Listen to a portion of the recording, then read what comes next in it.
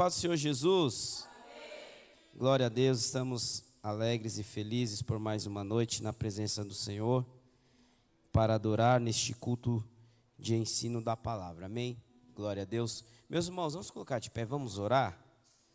Vamos adorar a Deus com o hino da nossa harpa cristã, em nome de Jesus, aguardando os nossos irmãos chegarem, mas nós que aqui estamos já vamos fazer a nossa parte, que é adorar, né, irmãos? Hoje nós estamos com a grata satisfação de receber o Tiago aqui. Os irmãos querem recebê-lo, pode dizer amém? Amém. E a sua mãe digna esposa, nossa irmã Thalita. Os irmãos querem receber a nossa irmã, pode dizer amém? Amém.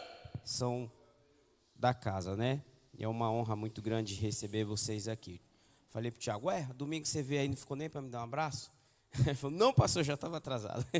Mas amém, sejam bem-vindos, essa casa aqui é de vocês, tá bom? Vamos orar, irmãos? Pai, em nome de Jesus Cristo, nós queremos uma vez mais te louvar pela noite, pelo dia. Te rendemos toda a honra, toda a glória, todo o louvor.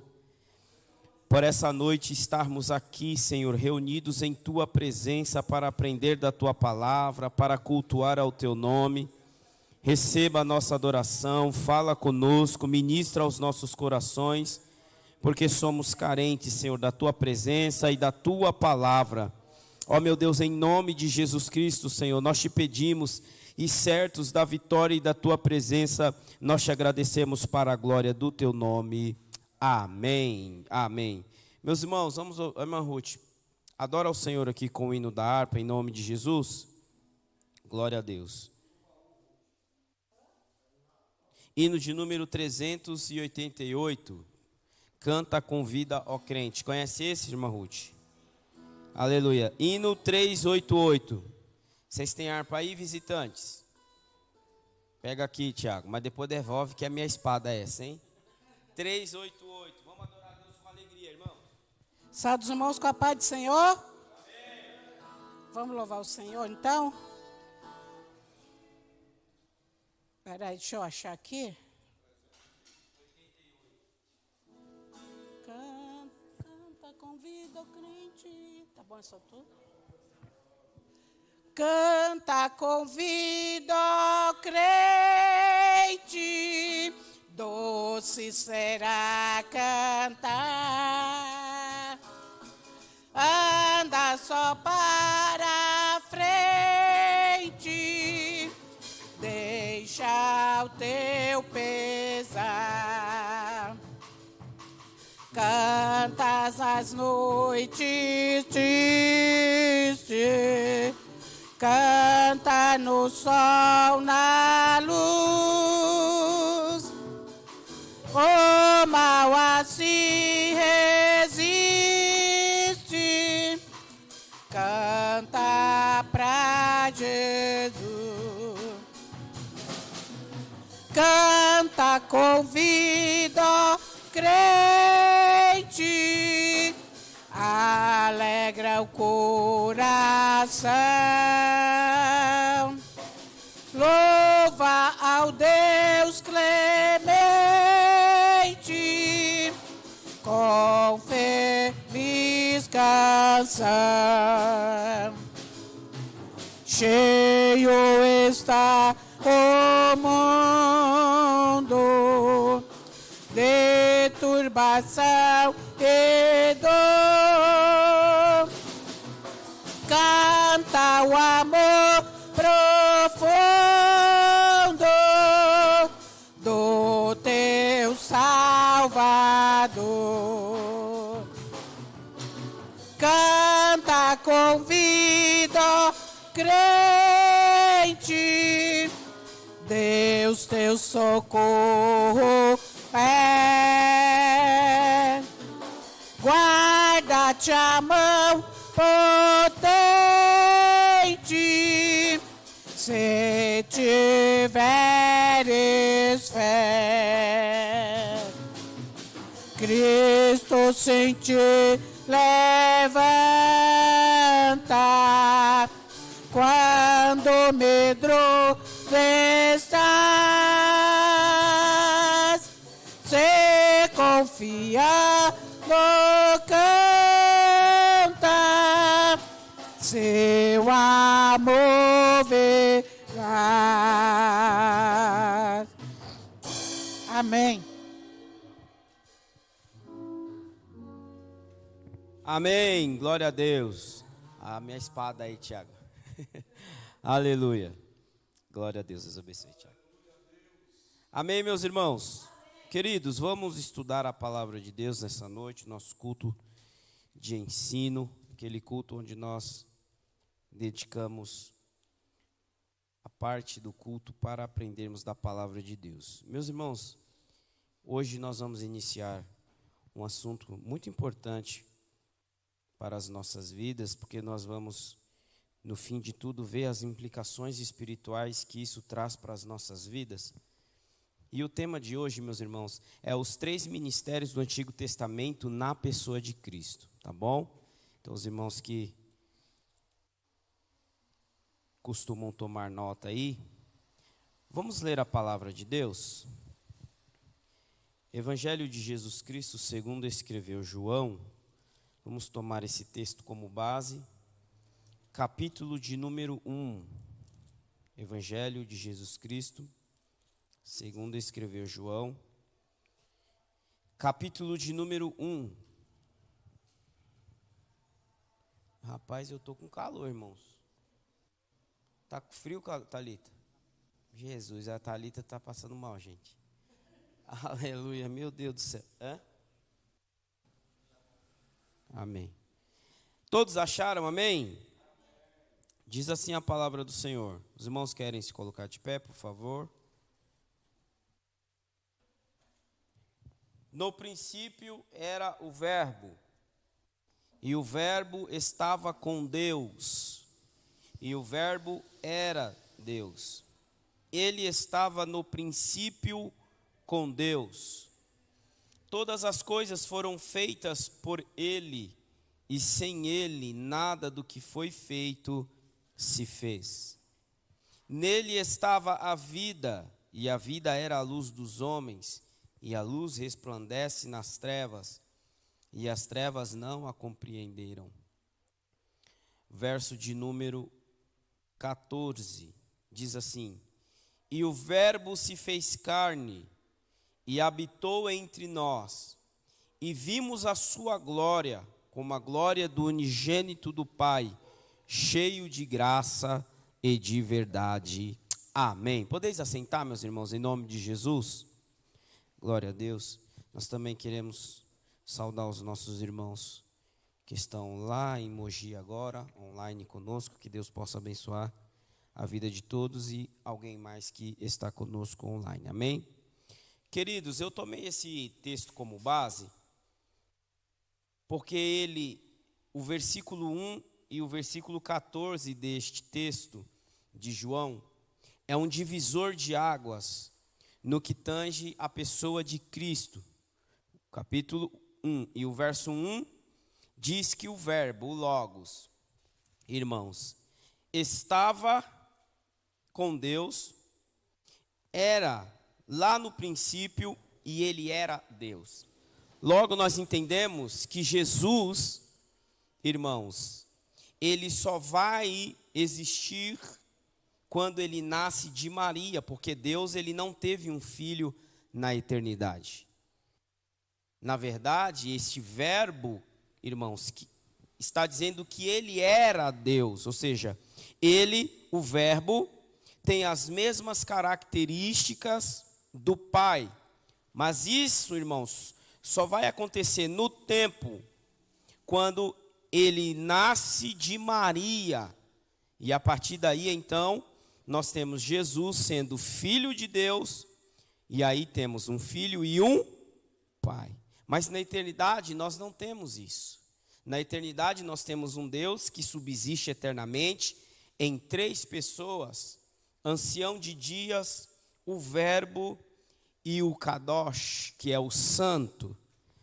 Quando ele encarna, irmãos, ele desce, segundo a Bíblia, sem a sua glória. Ele desce vazio da sua glória. Ele deixa os atributos, as prerrogativas de Deus no seu trono e vem em forma humana, se humilhar e ser humilhado.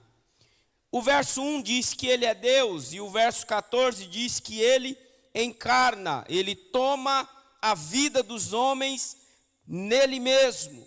Logo, ele se torna como nós, sem deixar de ser Deus, mas deixando as prerrogativas divinas.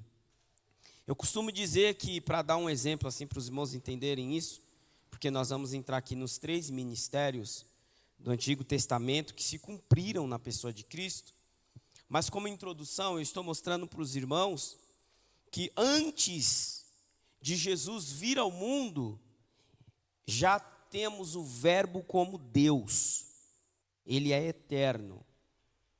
É mais ou menos assim, irmãos, eu sou Jessé, mas eu deixo o meu terno no meu trono, eu deixo o meu sapato no meu trono, mas eu continuo sendo Jessé, mas eu deixei o terno, e a função desse terno, para mim, irmãos, fica no trono, então eu não posso utilizá-lo. Então, quando Cristo veio ao mundo para enfrentar, por exemplo, o inimigo, ele enfrentou como homem, sendo Deus, mas não utilizou as prerrogativas de Deus. Ele não utilizou a onisciência, ele não utilizou a onipresença, nem a onipotência. E tudo que Jesus fazia, meus irmãos, é porque ele era cheio do Espírito Santo de Deus. Todas as realizações de Jesus era simplesmente porque ele era cheio do Espírito Santo. Logo, irmãos, nós aprendemos que nós, crentes em Cristo, para realizarmos a obra de Deus, temos que seguir os passos de Cristo e nos encher do Espírito Santo. Agora que ele, irmãos, está em carne, quando ele encarna, o que acontece lá no Antigo Testamento, irmãos, vai começar a se cumprir na vida de Cristo. E é sobre isso que nós vamos estudar. Primeiro, nós temos um ministério que nós chamamos de ministério profético.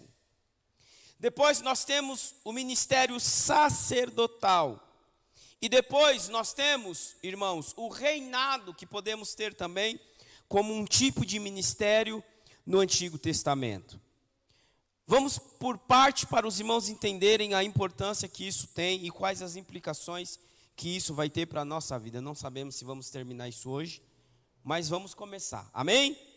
Primeiro, profeta. Deixa eu dar alguns detalhes para os irmãos entenderem. Quem era o profeta lá no Antigo Testamento?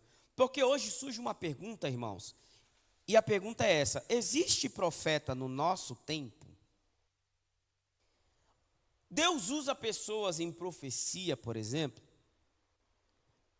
para entender quem era o profeta do Antigo Testamento. Nós precisamos destacar alguns detalhes aqui. Primeiro, o profeta era a pessoa, irmãos, que recebia os oráculos de Deus, que recebia a mensagem de Deus e transferia para o povo. Logo, Deus então, quando levanta Israel, irmãos, ele já escolhe o primeiro profeta para profetizar os seus oráculos de forma, irmãos, ministerial, como um ofício estabelecido.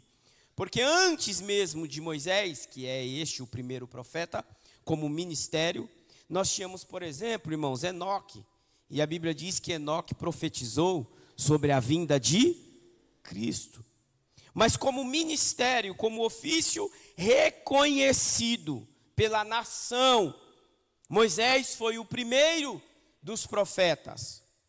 Detalhe, para ser um profeta, primeiro você tinha que ser escolhido por Deus, mas não importava qual tribo aquela pessoa era. Se era da tribo de Judá, se era da tribo de Benjamim, não importa, irmãos. O profeta, ele não tinha uma tribo específica. E ele era responsável por trazer os oráculos de Deus ao povo, a mensagem de Deus ao povo. Depois nós temos, irmãos, o sacerdote. Ao contrário do profeta que trazia Deus para o povo, através da palavra revelada, através da ministração, o sacerdote era o contrário. O sacerdote tinha a responsabilidade de levar o povo até Deus. Então era uma mão de via dupla, irmãos. Deus vinha até o povo através da revelação aos profetas, e o povo tinha que ir até Deus por meio do sacerdócio, através dos sacrifícios e de todo um ritual, irmãos, que havia no Antigo Testamento. Então, o profeta profetizava, o sacerdote queimava holocaustos e sacrifícios com relação ao pecado, e o rei, detalhe, irmãos, o sacerdote tinha que ser da tribo de Levi, não podia ser da tribo de Judá, não tinha como ser sacerdote, irmãos, se fosse da tribo de Judá. O rei, ele tinha que ser da tribo de Judá.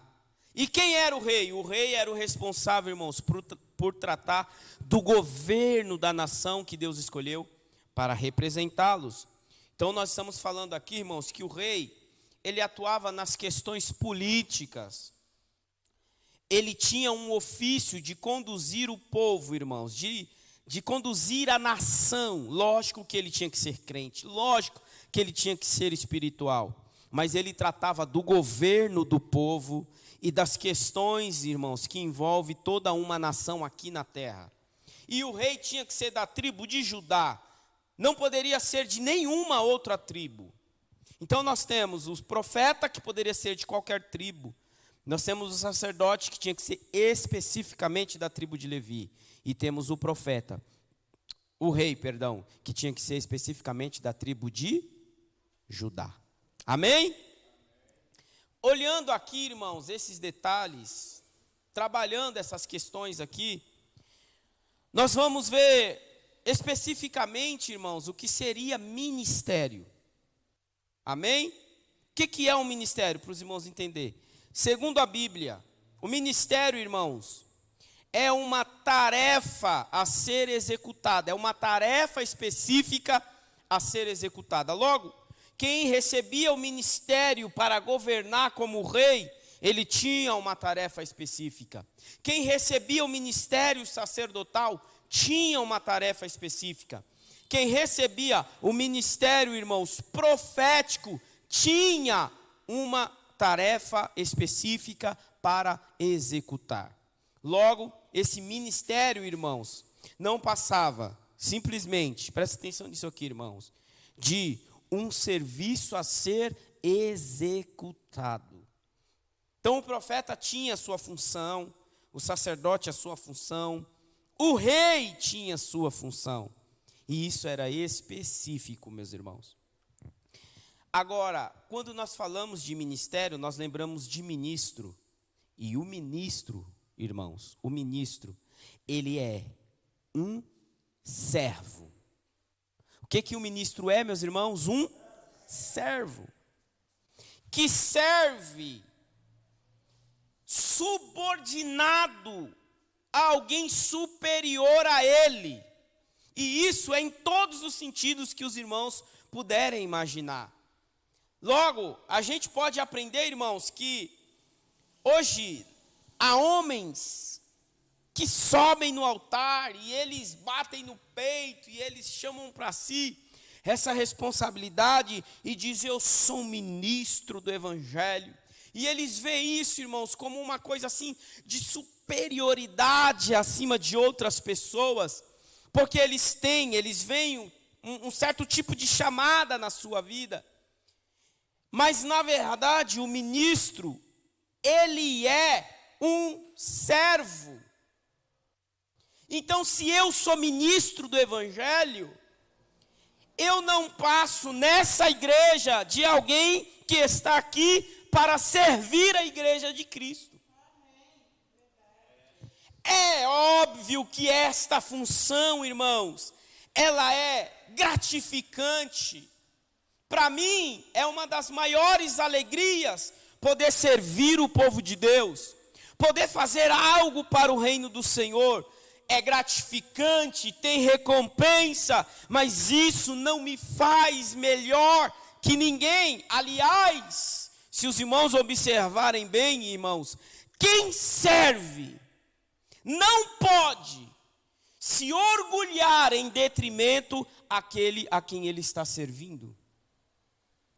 Logo, ser um ministro do evangelho é simplesmente servir a Deus e ao seu povo. Não dá, irmãos, para começar a deixar o orgulho subir no coração, porque eu só sou alguém que fui chamado para servir a Deus. Então, se eu sou um ministro do evangelho, se eu fui chamado para o ministério, eu tenho que estar de pronto para servir a Deus e a sua igreja, e nada mais que isso. Amém? Logo, no Antigo Testamento, quando eu falo desses 3 ministérios, Deus chamava pessoas para servir a Ele e ao seu povo, dentro desses ministérios específicos. E antes que eu destaque eles, deixa eu dizer que ministério, irmãos, não é coisa da cabeça humana. Não é uma invenção humana. Ministério é coisa de Deus. Então, para ser um ministro e para fazer parte do ministério, é necessário você ser chamado por Deus, capacitado por Deus, cuidado por Deus, sustentado por Deus, porque isto é coisa de Deus. Não é invenção humana, irmãos. Do jeito que está fazendo por aí, está bem bagunçado. Tem muita coisa fora da palavra, meus irmãos. Esses dias, um tempinho atrás, eu vi um camarada subir no púlpito e dizer: eu sou ministro do evangelho, e como ministro do evangelho, eu faço isso, eu faço aquilo. E eu fiquei preocupado com isso, irmãos, porque para ser ministro do evangelho, você tem que ter o reconhecimento, a chamada de Deus e o reconhecimento da igreja publicamente, porque é assim que funciona segundo a palavra. E se os irmãos quiserem me perguntar qual era a função dele, irmãos, dentro do contexto eclesiástico, ele era um cooperador. Ele não havia passado nem pelo primeiro degrau do diaconato, que o diaconato, irmãos, é o serviço que dá base para você galgar o ministério. E ele não tinha atingido nem o diaconato, irmãos, ele era um cooperador.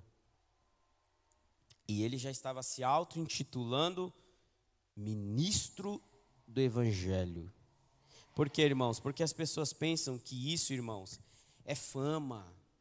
As pessoas tomam isso como orgulho para querer ser mais ou se apresentar mais. E na verdade, irmãos, não é esse o caminho. E deixa eu dizer para os irmãos que Jesus entendeu isso desde quando ele começou o seu ministério. Porque um dia, ele, irmão, sendo mestre, preste atenção nisso, pegou uma bacia com água, pegou uma toalha e lavou os pés de todos os seus discípulos e disse assim para eles: olha, vocês precisam aprender a fazer o mesmo, porque eu, sendo Senhor, me fiz como servo nessa atitude. Imagine vocês que são os meus discípulos. Jesus estava dizendo para os seus discípulos: aprendam desde o início que vocês estão sendo chamados para servir, para prestar um trabalho, para fazer algo para o reino de Deus e nada mais. E isso não pode trazer, irmãos, nenhum tipo de orgulho. Caminhando aqui, nós vemos que esses ministérios eram propostos por Deus. Então era Deus que chamava o profeta. Foi Deus que instituiu o ministério profético para trazer para o povo a sua palavra por meio de um homem escolhido por ele. Podemos destacar aqui alguns profetas. Por exemplo, irmãos, destacamos Isaías, Jeremias, Ezequiel, Daniel, são profetas conhecidos. Elias, Eliseu, eram homens que Deus tinha um contato e revelava para eles a sua vontade para o contexto em que eles estavam vivendo. E eles não só falavam do passado e do presente para aquele povo, como Deus também falava para eles o futuro. Jeremias, por exemplo, como um profeta de Deus, ele profetizou irmãos, o cativeiro babilônico. E Daniel foi profetizar dentro do cativeiro babilônico que Jeremias havia profetizado. O contato com Deus e com esses homens profetas era tão poderoso que Deus revelou na sua palavra que só ia prosperar quem acreditasse nos seus profetas. Ele disse: creiam nos profetas do Senhor e vocês irão prosperar.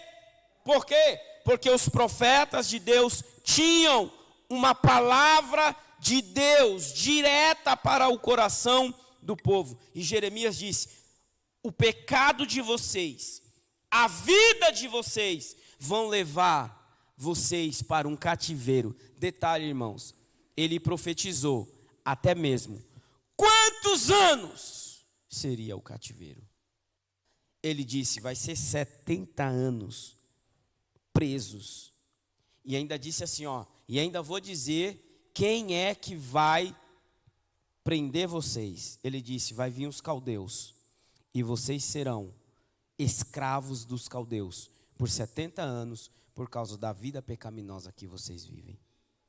Ou seja, um profeta, irmãos, ele tinha a palavra de Deus. É lógico que existia também o falso profeta, né?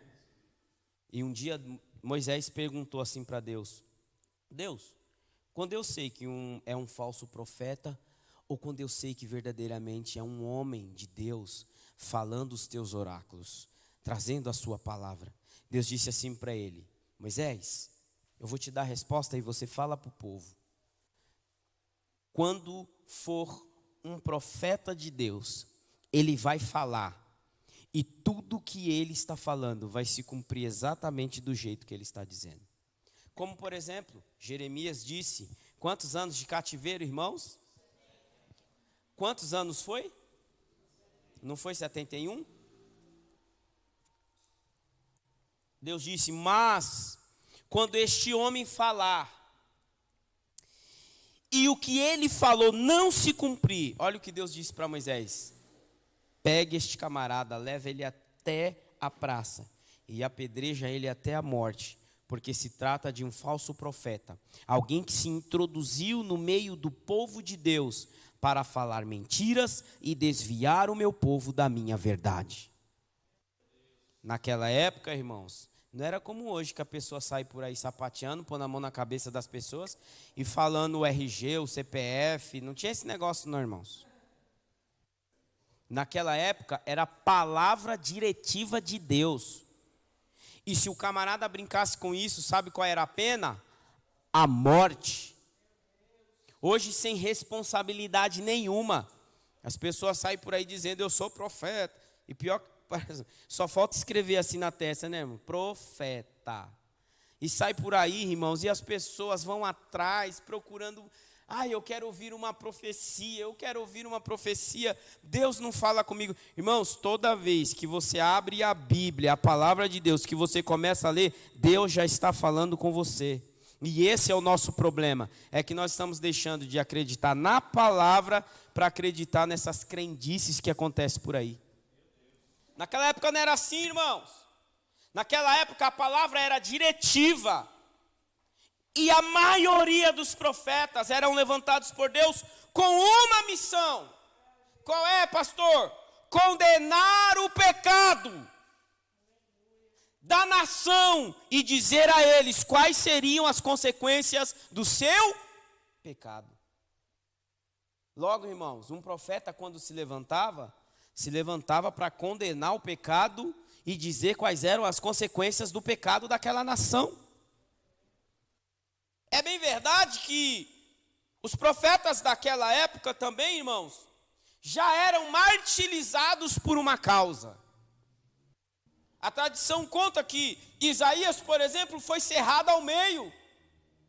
Jeremias lançado num calabouço, irmãos, na lama, jogado de escanteio. Por quê? Porque ele denunciava o pecado. E detalhe, os profetas do Antigo Testamento eram tão corajosos que eles sabiam muito bem, irmãos, o que era Chico e o que era Francisco. E aonde pegava, pegava. Eles não tinham esse negócio de profetizar para um irmãozinho simplesinho lá e fazer ele passar vergonha, enquanto eles não tinham coragem de vir profetizar para a liderança, não. Irmãos, esse negócio era tão sério que tinha rei que ele pagava, preste atenção nisso aqui, irmãos, ele pagava para alguns profetas profetizar só coisa boa dele. Você sabe o nome de um dos reis que fazia isso, irmãos? Acabe.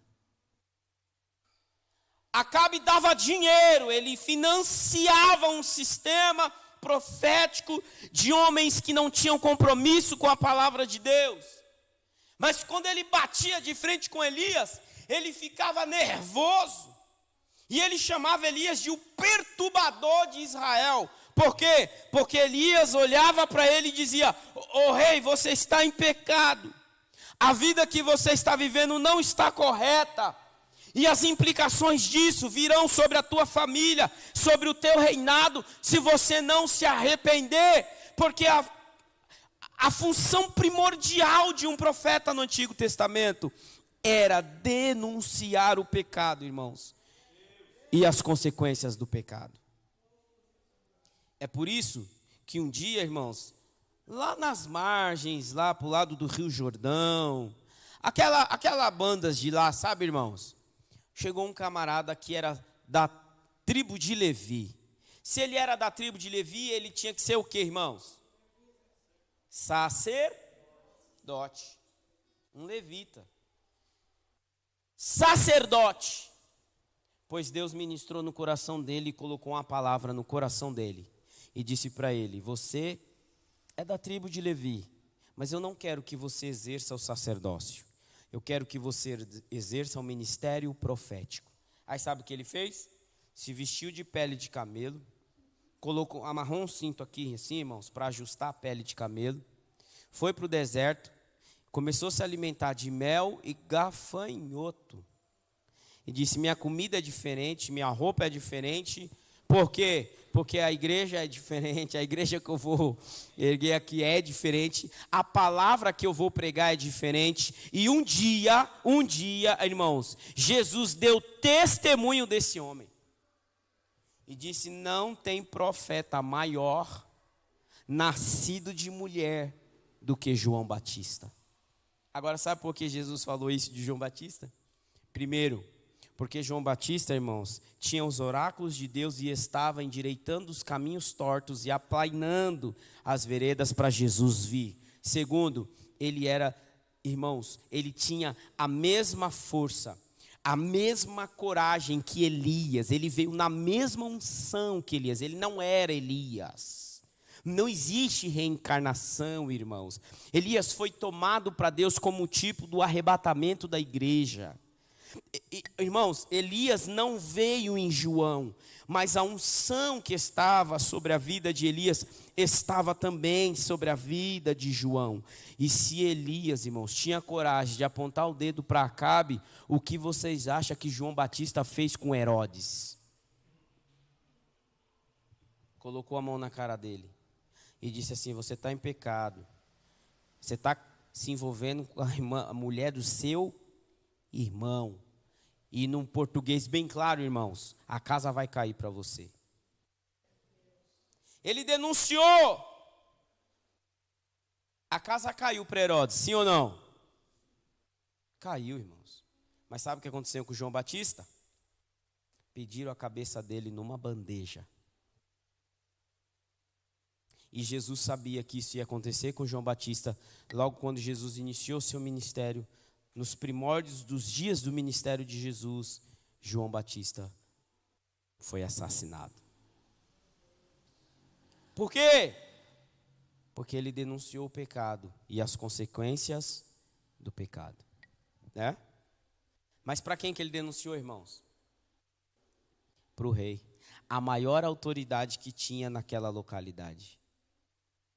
Consequentemente, irmãos, ele perde a sua vida. Mas ele já sabia, porque Jesus disse que quem perder a sua vida por amor de mim, então ele não perdeu. Na verdade, ele ganhou. O fato é que os profetas vieram trazer uma mensagem de Deus para o povo. E se Jesus Cristo, irmãos, recebeu esse ministério, nós precisamos ver na vida de Jesus, irmãos, essa identificação e qual é a implicação que isso tem para nós. Se verdadeiramente Jesus recebeu o ministério profético, o ministério sacerdotal e o reino. Se verdadeiramente ele veio trazer a palavra de Deus para o povo, se verdadeiramente ele veio levar o povo até Deus e se verdadeiramente ele veio governar, esses 3 ministérios estão sobre a pessoa de Jesus Cristo. Tratando do ministério, abra sua Bíblia lá em Deuteronômio, vamos lá agora, irmãos. Olha o que diz o primeiro profeta reconhecido como ministério profético. Deuteronômio.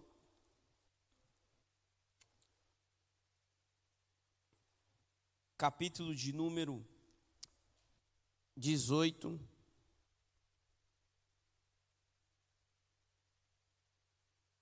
Deuteronômio 18.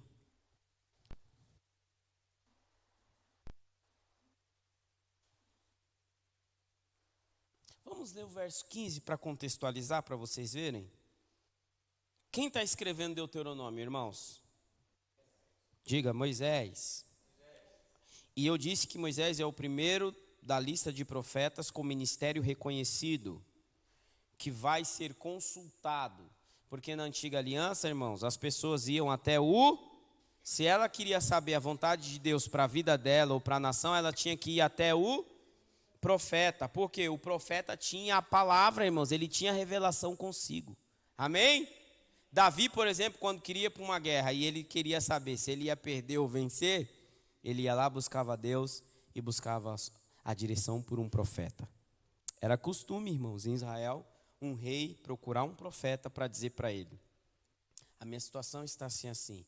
Ora a Deus aí e vê o que Deus tem para mim.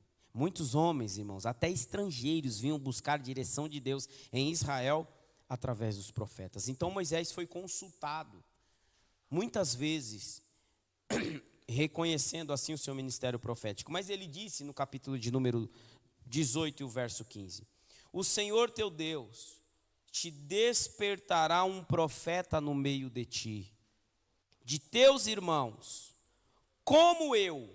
Moisés está dizendo: eu sou um profeta, mas Deus irá levantar um outro, e na verdade esse outro é o profeta e não um.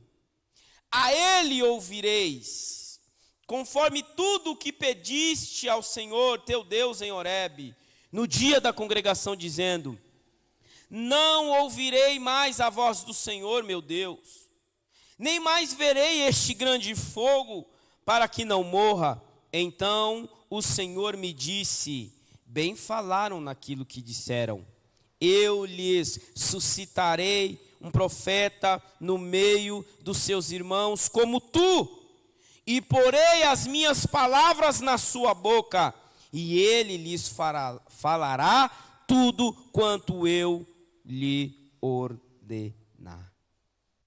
Moisés está dizendo, irmãos, que em Israel, em algum momento da história, Deus iria levantar um profeta semelhante a ele. E este profeta, irmãos, faria a diferença. Por quê? Porque quanto a Moisés, o povo ouvia, às vezes não ouvia. O povo dava crédito, mas às vezes duvidava. E automaticamente, quando Moisés vê essa oscilação, ele vai consultar. E Deus disse: Moisés, por que a tua preocupação quanto a isto? Por que a tua preocupação quanto ao teu ministério? Foi eu que te chamei. Mas diga a esse povo que eu ainda vou levantar um profeta no meio deles, e este profeta terá os meus oráculos na sua boca, ele terá a minha palavra revelada na sua boca, e quando ele se levantar, o povo irá dar ouvido à sua voz. O grande problema é que o povo ouvia Moisés nos arredores de Israel. No meio do povo de Israel. Tanto é que quando Deus levanta Moisés para falar com o faraó, o que Faraó fez? Fechou o coração. Automaticamente Moisés ficou um profeta restrito apenas para o seu povo, para a sua nação.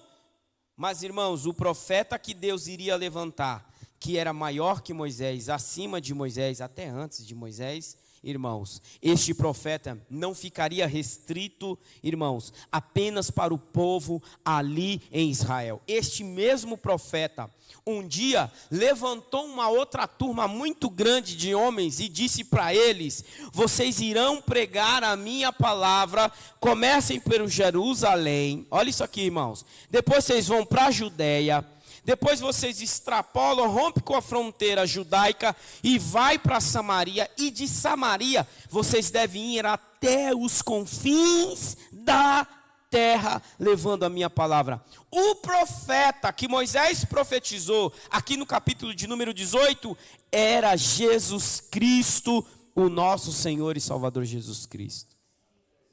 Agora, sabe o que eu acho mais interessante? É que você não vai ver no Novo Testamento um texto, onde o sistema religioso da época de Jesus reconhece ele como profeta. Não vai ver. Não vai ver. Pode ler, irmãos, de Mateus até João, pode ler os 4 evangelhos, você não vai ver o sistema religioso reconhecendo Jesus como profeta. Mas tem uns textos aqui, irmãos, de umas pessoas simples. E é por isso que Jesus orou na oração lá de João, irmãos, e ele disse assim: Pai, eu te louvo, porque ocultaste essas coisas dos grandes e sábios deste mundo, mas a revelastes aos pequeninos e simples. Porque o sistema religioso não reconhecia Jesus como profeta. Mas dá uma olhadinha aqui, irmãos. Abre sua Bíblia em João, capítulo de número 4. Veja como isso aqui é poderoso, irmãos. Evangelho de Jesus Cristo, capítulo de número 4. Evangelho de Jesus Cristo, segundo escreveu João, capítulo de número 4. Olha o verso, irmãos, de número 19. Vou repetir. O sistema religioso da época de Jesus não reconheceu ele como um profeta. Não reconheceu que Jesus estava trazendo a palavra de Deus e a revelação do Senhor. Mas os pequeninos conseguiram enxergar isso. Olha só o que diz o verso 19. Vou ler o 18. Porque tivestes 5 maridos, e o que agora tens não é teu marido. Isto dissestes com verdade. Aí o verso 19, olha o que a mulher diz. Disse-lhe a mulher: Senhor, vejo que és profeta. Uma mulher samaritana com uma vida desajustada socialmente falando, moralmente falando e espiritualmente também. Porque se a vida moral estiver desajustada, o impacto na vida espiritual é muito grande. E é óbvio que se a vida moral desajusta, socialmente ela também está desajustada, ela está fora do eixo. Mas quando essa mulher tem um encontro com Jesus Cristo, irmãos, olha o que ela diz: vejo que tu és profeta. Ela reconhece o ministério profético de Jesus. Por quê? Porque Jesus tinha acabado de denunciar a vida de pecado que ela estava vivendo. Mas ele não só denunciou a sua vida de pecado, como disse para aquela mulher: eu tenho a solução, eu tenho a solução, eu tenho a solução para o teu problema. Você precisa parar de beber dessa água e desse encontro ao meio-dia, nessa fonte de Jacó, e passar a beber uma água espiritual que eu tenho para te dar. E se você beber essa água, olha, Jesus profeta, irmãos, denunciando o pecado daquela mulher, mas também mostrando para ela qual era a solução para a sua vida. Ela reconhece em Jesus o ministério profético. Ela reconhece que Jesus tem a palavra da verdade na sua boca. Quer andar mais um pouco? Vai para o capítulo 9 deste mesmo evangelho. Acompanhem comigo. Capítulo 9, irmãos. E o capítulo 9 fala, irmãos, da cura de um cego de presta atenção, porque esse cego é cego de nascença. Ele já nasceu cego e não teve, irmãos, a oportunidade de poder nem reconhecer como era uma figura. Ele não tinha noção disso. Então, irmão, Jesus vai e cura aquele homem. Aí no verso 17, olha o que diz a palavra de Deus. Verso 16: então alguns dos fariseus diziam: este homem não é Deus, pois não é de Deus. Irmãos, quem é que está dizendo que este homem não é de Deus? Os fariseus, o sistema religioso da época. Pois não guarda o sábado. Diziam outros: como pode um homem pecador fazer tais sinais? E havia uma discussão entre eles, uma dissensão. Mas no verso 17, olha o que acontece.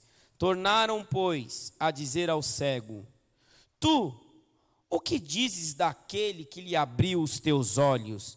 E ele respondeu: ele é um profeta.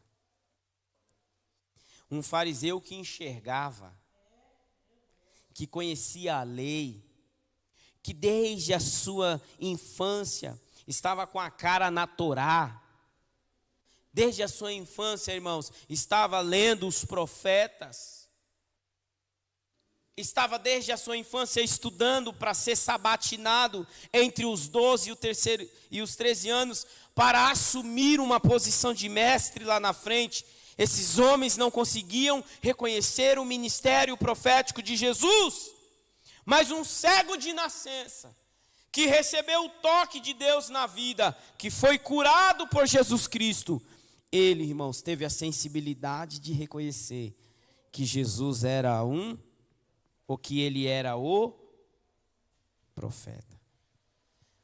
Veja o ministério de Jesus profético despontando na vida dos simples e dos pequeninos, na vida daqueles irmãos, daquelas pessoas que nós julgamos e na nossa geração nós desprezamos.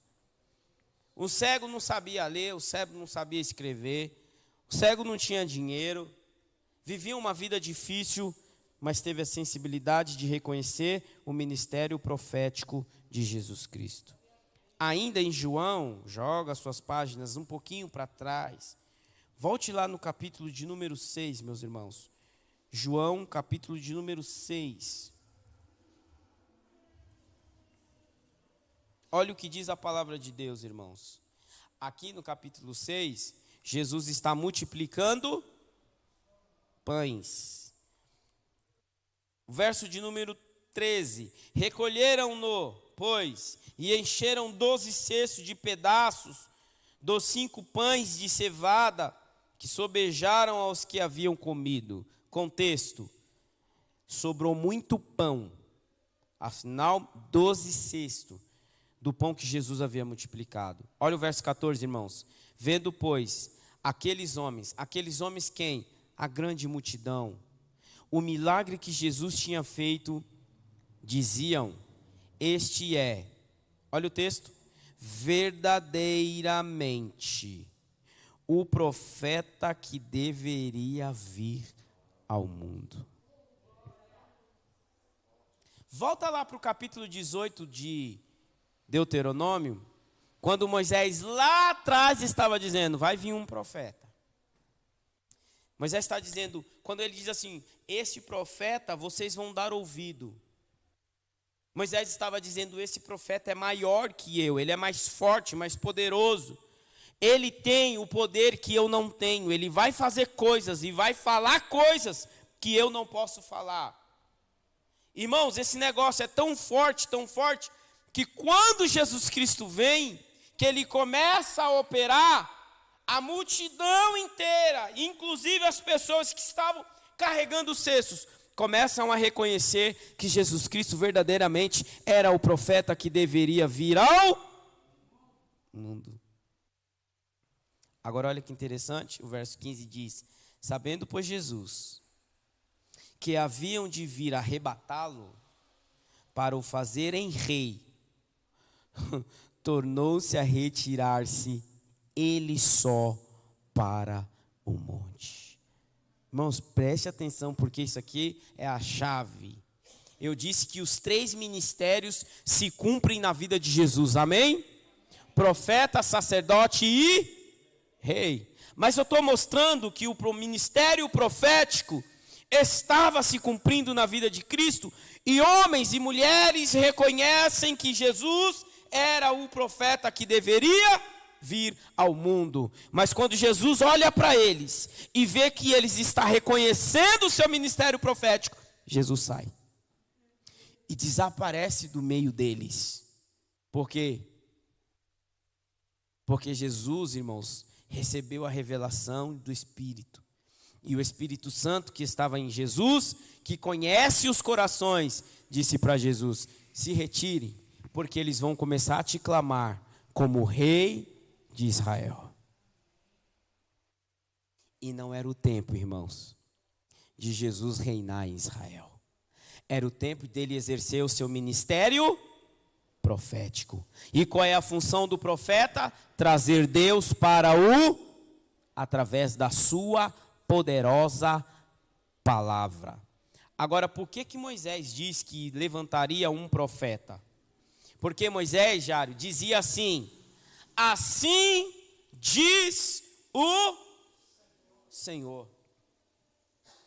Então, para levantar um profeta maior que Moisés, esse profeta, irmãos, tem que vir de uma maneira um pouco diferente. Esse profeta tem que... Ixi, acabou, irmãos. Esse profeta tem que vir na ousadia, sim ou não? E Jesus dizia assim, Jário: assim diz a lei, eu, porém, vos digo. A expressão assim diz o Senhor é uma expressão que ocorre, irmãos, 276 vezes só no Antigo Testamento. Isaías disse, assim diz o Senhor. Jeremias disse, assim diz o Senhor. Os demais profetas todos diziam, assim diz o Senhor. Quando Jesus vem, ele diz, eu vos digo. Por quê? Porque o Senhor, que inspirava os profetas a profetizarem, estava entre os homens humanizado. Por que ele se humanizou? Foi o texto que nós lemos, irmãos. Ele, no princípio, era, diga, ele era Deus. Ele era o Senhor. Então, quando Jeremias abria a boca para falar, quem é que estava lá impulsionando Jeremias para falar? O Verbo, Deus. Mas agora ele está encarnado. E agora ele pode dizer, eu, porém, vos digo. Sabe o que ele estava dizendo? Vem comigo que eu seguro a bronca. Porque a palavra que estava na boca dos profetas está agora encarnada na frente de vocês. Pastor, qual é a implicação espiritual que isso tem para a minha vida? Vou falar e encerro agora porque já são 9 horas. Jesus, como profeta, trouxe a palavra de Deus para nós. E ele nos diz essa noite, pela sua palavra, acredite na palavra. Porque foi através dela que ele venceu o diabo, o mundo, ele venceu tudo que o cercava para o fazer desistir do seu propósito. Ele venceu tudo pela palavra. Quer vencer? Pela palavra. E por fim, eu disse que os profetas, eles profetizavam e denunciavam o pecado e as consequências do pecado, amém? Jesus um dia fez uma promessa, e a promessa foi essa: eu não vos deixarei, mas enviarei o Consolador. Você está com o Espírito Santo, amém?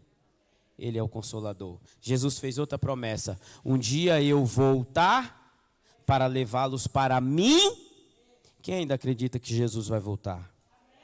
Pois é, irmãos, é através da profecia. Então, acredite nas profecias que saíram dos lábios de Jesus e continue firme, sem desistir. Quando você estiver no momento difícil da sua vida, que você pensa, eu vou parar, lembra do profeta Jesus. E lembre das suas profecias, uma delas é que ele vai voltar para te buscar. Que Deus te abençoe. Sexta-feira que vem, ministério...